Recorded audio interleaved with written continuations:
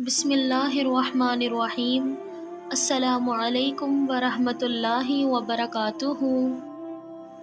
رمضان المبارک میں ہونے والی خطائیں۔ نمبر 1، رمضان کے فضائل و مسائل جاننے کی کوشش نہ کرنا۔ نمبر 2، پچھلے گناہوں کی معافی مانگ کر آئندہ خطا کرنے کا عہد نہ کرنا۔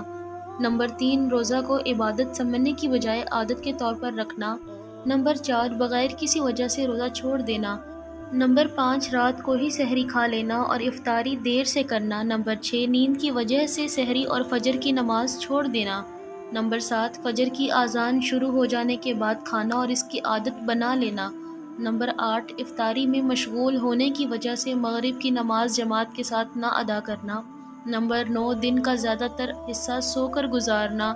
نمبر 10، بری باتیں کہنے، سننے اور دیکھنے سے پرہیز نہ کرنا۔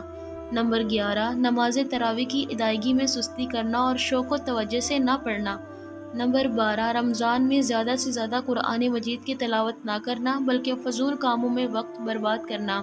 نمبر 13، رمضان کے دوران غریبوں کا احساس نہ کرتے ہوئے صدقہ و خیرات نہ کرنا۔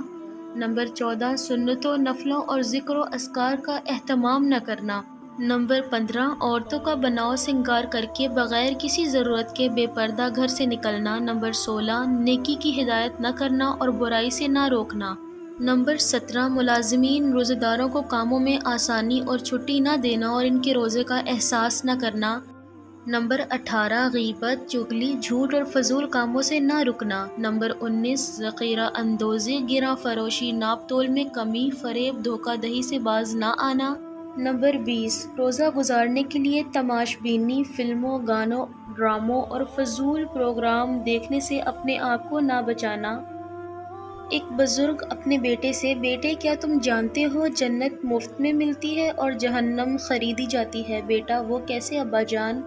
باپ دوزخ پیسوں سے خریدی جاتی ہے، جو جوا کھیلتا ہے وہ مال خرچ کرتا ہے، شراب بھی پیسوں سے خریدی جاتی ہے، سگریٹ بھی پیسوں سے ہی ملتی ہے، گانے والی سی ڈی خریدنے کے لیے بھی مال خرچ کرنا پڑتا ہے، اور اس کے برعکس جنت مفت میں ملتی ہے۔ میرے بچے، جو نماز پڑھتا ہے مفت میں پڑھتا ہے، روزہ بھی مفت میں رکھا جاتا ہے، اسی طرح استغفار کرنے اور نگاہیں نیچی رکھنے اور اللہ سے ڈرنے اور اچھا اخلاق اختیار کرنے پر کوئی خرچ نہیں آتا۔